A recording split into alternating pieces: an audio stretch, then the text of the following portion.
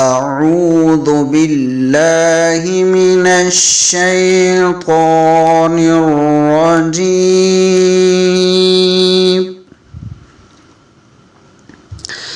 بسم الله الرحمن الرحيم. ولقد يسرنا القرآن للذكر فهل من مدكر. صدق الله العظيم.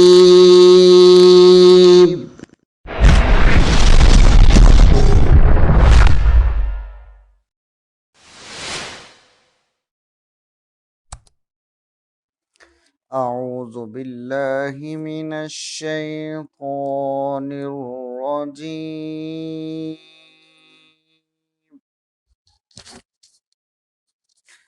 بسم الله الرحمن الرحيم.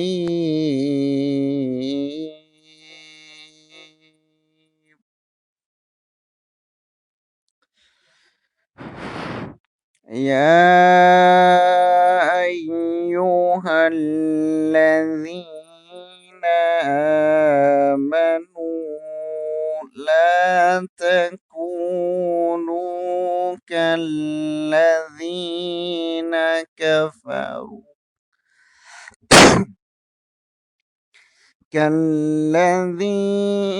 كفروا وقالوا لإخوانهم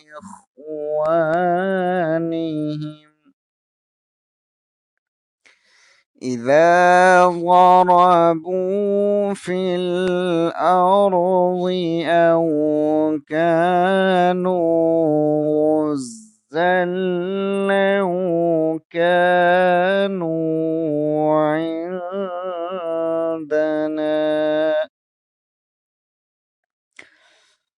لو كانوا عندنا ما ماتوا وما قتلوا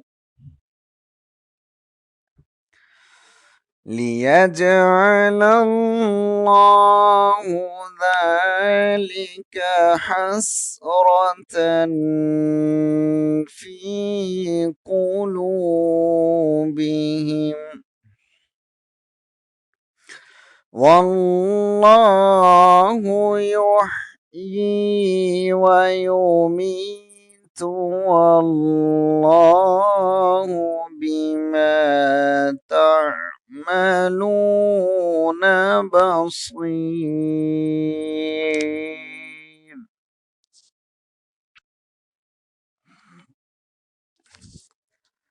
ولئن قتلتم في سبيل الله أو متم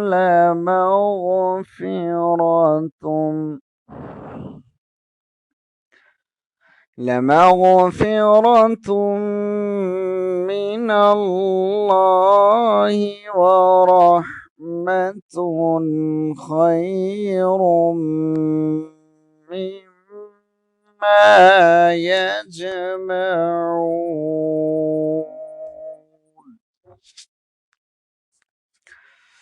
ولئن متم أو قتلتم لإلى الله تحشرون. صدق الله العظيم. آیت نمبر 156. یا ایہا الذین،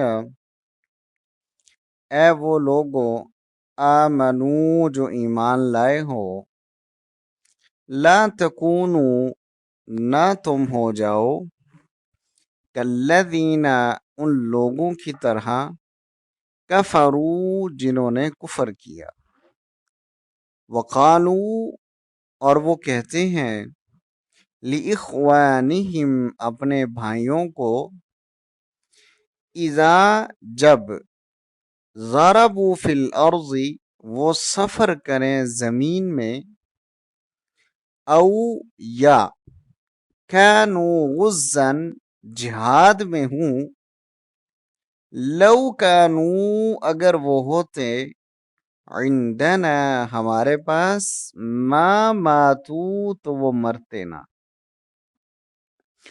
وما قتلوا اور نہ مارے جاتے لیجعل اللہ تاکہ بنا دے اللہ ذالک حسرتن اس حسرت کو فی قلوبہم ان کے دل میں واللہ اور اللہ تعالی یحیی زندہ کرتا ہے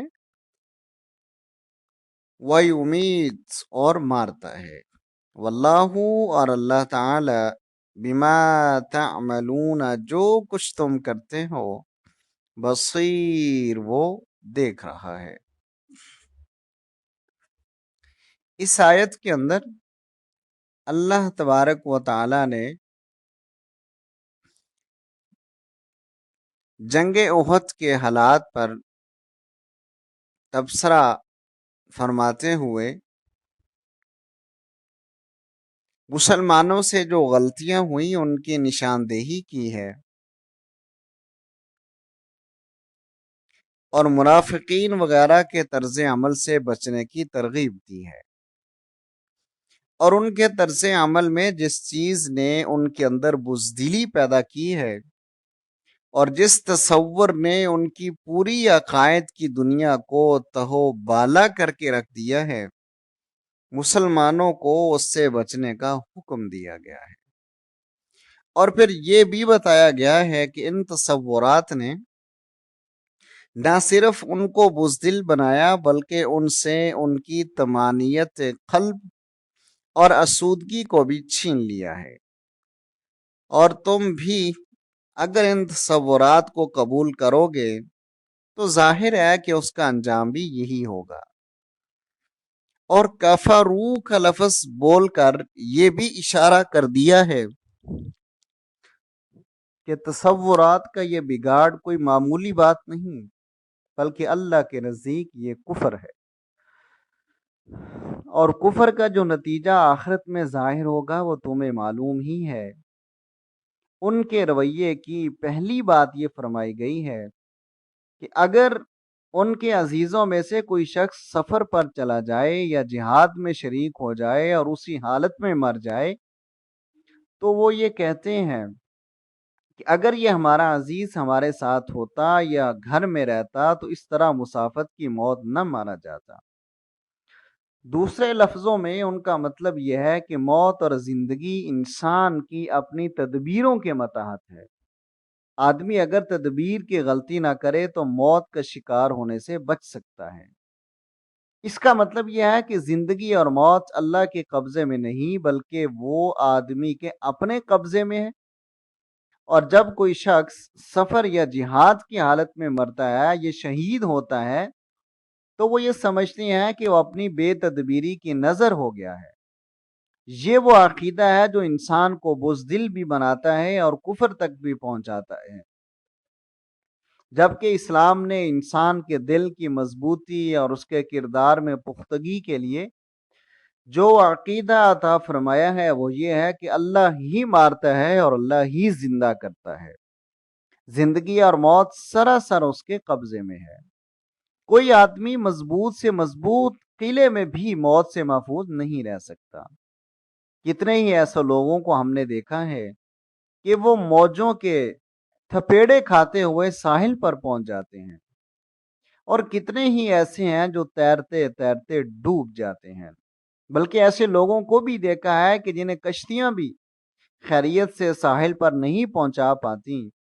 کسی شاعر نے ٹھیک کہا ہے، وہ جن کو ڈوبنا ہو ڈوب جاتے ہیں سفینوں میں، خطرات سے کھیلنے والے بچ جاتے ہیں، اور گھروں میں چھپنے والے خطرات کا شکار ہو جاتے ہیں۔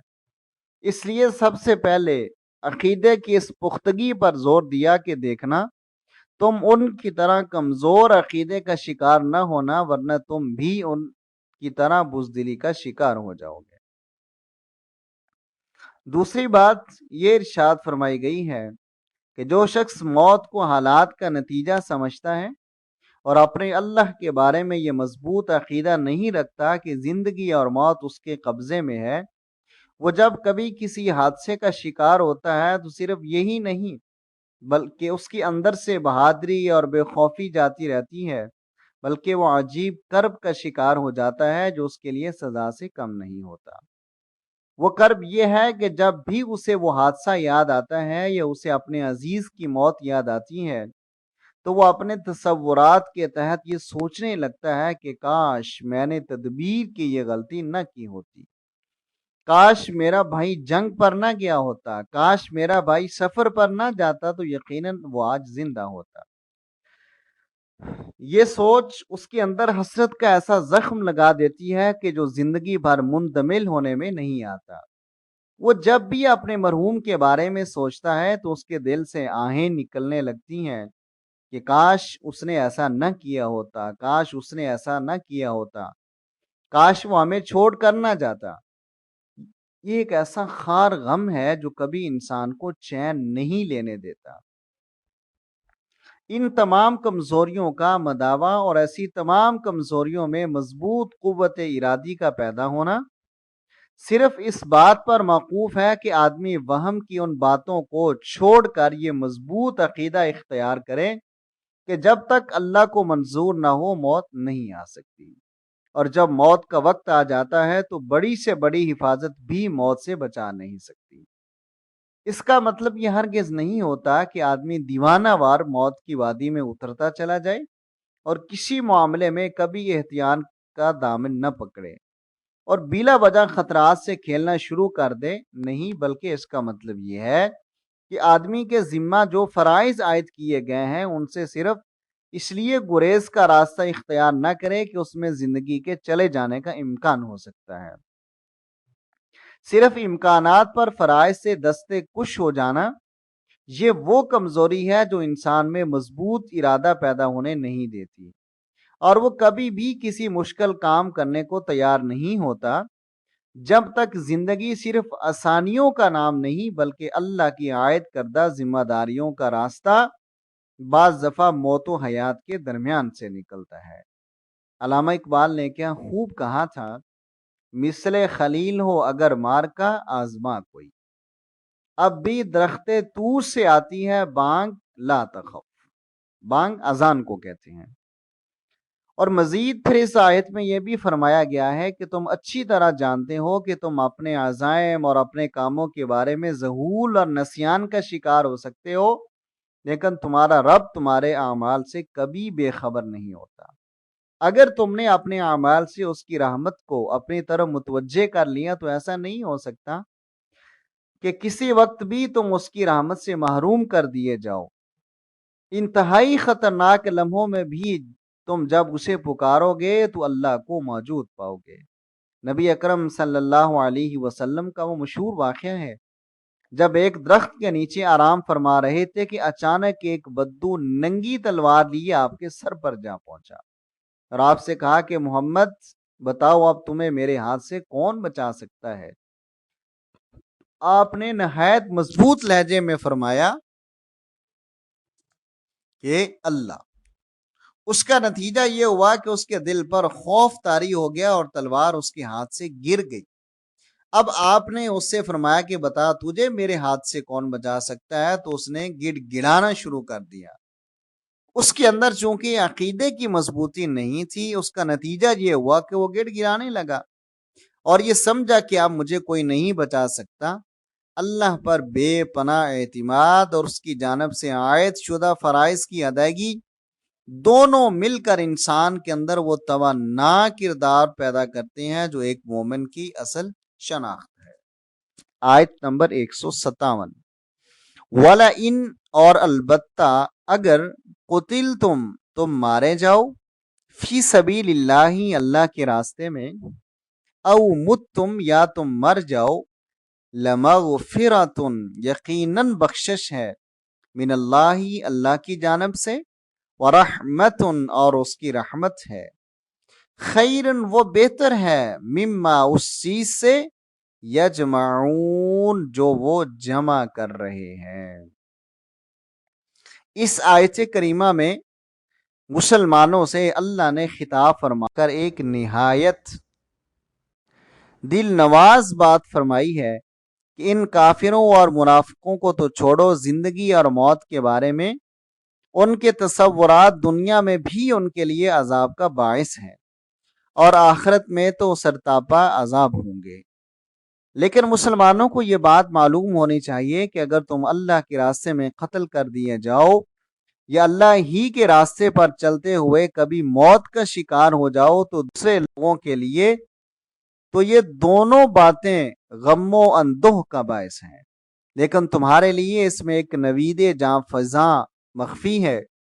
वो ये कि तुम्हें अल्लाह के यहाँ जाकर सबसे पहली चीज जिसकी खुशी से तुम्हें दो चार किया जाएगा वो ये होगी कि तुम्हें बताया जाएगा कि अल्लाह ने तुम्हारी सब गलतियां, सब गुनाह और सब लग़ज़शों पर मग़फ़िरत का कलम फेर दिया है। तुम्हारा दामन हर तरह की आलूदगियों से पाक है, जिसका लाजमी नतीजा ये होगा कि तुम्हें अल्लाह की वो रहमत मुयस्सर आएगी जिससे बड़ी नेमत का एक मोमन तसव्वुर भी नहीं कर सकता। ये रहमत दरअसल वो इनाम और वो नवाज़िशात होंगी जो अल्लाह की तरफ से उस मोमन पर की जाएंगी। अल्लाह ताला हम सब को उन लोगों में शामिल फरमाए। मग़फ़िरत बजाय खुद इतना बड़ा मकाम है कि जिसकी अहमियत अगर दिल में उतर जाए तो फिर उस रास्ते में सब कुछ झोंक देना मोमिन के लिए आसान हो जाता है। और रहमत तो अल्लाह की बख्शिश के बाद मिलने वाले वो समारात हैं जो बख्शिश के बाद अता किए जाएंगे। हदीस में आता है, जब एक मर्द मोमिन अल्लाह की तरफ से मिलने वाले इनामात और नेमतों को देखेगा तो वो तमन्ना करेगा कि अगर ये नेमतें मेरी जिंदगी में बर्दाश्त की जाने वाली तकलीफों का बदला है तो ए काश मेरी खाल कैंचियों से काटी गई होती, यानी मैं नाकाबिले बर्दाश्त अजियतों से दो चार किया जाता और फिर मुझे यहाँ इन अजियतों का पेश अज पेश सिला मिलता। आखिरत की नेमतों और दुनिया की नेमतों का दर हकीकत आपस में कोई मुकाबला ही नहीं है। नदानी से बाज लोग बाज दफा उखरवती नेमतों की बजाय दुनियावी नेमतों के पीछे दौड़ते और उन्हें जमा करने में लगे रहते हैं, लेकिन अगर उन्हें जरा सा भी शाऊर हो जाए कि उखरवी नेमत क्या और कैसी है तो वो दुनिया की नेमतों की बजाय आखिरत की नेमतों के हुसूल में लग जाएं। साहबा की जिंदगी में यही रूह कार फरमा दिखाई देती है। वो चूंकि आखिरत के यकीन से बहरा वर थे, इसलिए बाज दफा दुनिया में उसकी खुशबू सूंघते या लज्जत याब होते थे। हजरत नजर बिन अनस रजी अल्लाह तआला अन्हु ने जंगे ओहद में फरमाया था कि मैं तो ओहद के पीछे से जन्नत की खुशबू पा रहा हूं। चुनाचे इसी खुशबू की तलाश में दीवानावार दुश्मन की फौज में घुस गए और 80 से ज्यादा जख्म खाकर शहीद हुए। एक साहबी खजूरें खा रहे थे। जब मार्का कारजार पूरी तरह गर्म था तो उन्होंने आप सल्लल्लाहु अलैहि वसल्लम से पूछा कि हुजूर, अगर मैं शहीद हो जाऊं तो मुझे क्या मिलेगा? आपने फरमाया जन्नत मिलेगी। खजूरें हुजूर के हवाले कर दी। कहा जब तक खजूरें खाऊंगा बहुत देर हो जाएगी और इस उतनी देर तक जन्नत का इंतजार बड़ा मुश्किल है। जंगे ओहद में घुस गए और शहीद हो गए। आप सल्लल्लाहु अलैहि वसल्लम ने खुद उनको कब्र में उतारा। हज़रत उमर फारूक फरमाते थे कि वो शख्स शायद उसी वक्त मुसलमान हुआ था, लेकिन जब हुजूर ने उसके जन्नती होने की खबर दी और खुद बचश्मे तर उसको कब्र में उतारा तो मुझे उससे रश्क पैदा हुआ कि काश मैं उसकी जगह शहीद हुआ होता और हुजूर मुझे अपने मुबारक हाथों से कब्र में उतारते। यहाँ इन्हीं बातों की तरफ तवज्जो दिलाई जा रही है कि तुम दुनिया के गजफ रेजे जमा करके अपने आप को बहुत खुशकिस्मत समझते हो, لیکن تمہیں کیا معلوم کہ خوش قسمتی تو آگے ہے۔ اور پھر دوسری آیت میں ایک اور بات ارشاد فرمائی کہ جو مومن بھی اللہ کے راستے میں مارا جاتا ہے یا شہید ہوتا ہے، تمہیں معلوم ہونا چاہیے کہ وہ کسی اور جگہ نہیں، اللہ ہی کے پاس پہنچتا ہے۔ اگر وصل محبوب جنت سے بھی بڑی نعمت ہے تو یہ نعمت بھی اللہ ہی کے راستے میں مرنے سے نصیب ہوتی ہے۔ دنیا میں عشاق وصل محبوب کی تمنا میں عمریں گزار دیتے ہیں، لیکن جنہیں یہ خوشخبری سنا دی جائے کہ وصل محبوب اتنا ہی دور ہے جتنا زندگی سے موت کا فاصلہ، تو اندازہ فرمائیے ان کے لیے جینا کس قدر مشکل ہو جائے گا۔ عام وصل کے لیے بےتابی دیکھنی ہو تو آپ غالب کی اس نظم کو دیکھیں کہ جس میں وہ کہتا ہے کہ یہ نہ تھی ہماری قسمت کہ وصال یار ہوتا، کچھ اور جیتے ہوتے یہی انتظار ہوتا۔ اسی معمولی وصال کے لیے اگر عمر بھر انتظار کیا جا سکتا ہے تو اللہ سے ملاقات کے لیے ایک مومن میں کیا بے چینی ہونی چاہیے، اس کا سمجھنا کوئی مشکل بات نہیں ہے۔ بر صغیر کے بہت بڑے عالم سید احمد شہید کے ساتھیوں میں سے ایک ساتھی کو جب لڑائی چھڑ چکی تھی، تھوڑا سا دودھ اور کچھ چاول ملے، اس نے ایک برتن میں ڈال کر چولہے پر پکنے کے لیے رکھے اور ایک لکڑی لے کر اسے ہلانے لگا۔ میدان جنگ کی طرف دیکھا تو گولیاں برس رہی تھیں۔ سید صاحب پہاڑ سے نیچے اتر چکے تھے۔ اچانک اس نے کھیر کے برتن پر زور سے چھڑی ماری اور اسے زمین پر گرا کر کہنے لگا کہ ادھر دوسرے پہاڑ پر حوریں کھڑی ہمارا انتظار کر رہی ہیں، میں کب تک اس کھیر کے پکنے کا انتظار کروں گا؟ چنانچہ دیوانہ وار نیچے اترا اور شہید ہو گیا۔ اسی لیے ماہر القادری مرحوم نے لکھا ہے، درود اس پر کہ جس کے نام لیوا ہر زمانے میں بڑھا دیتے ہیں ایک ٹکڑا شجاعت کے فسانے۔ آیت نمبر 158۔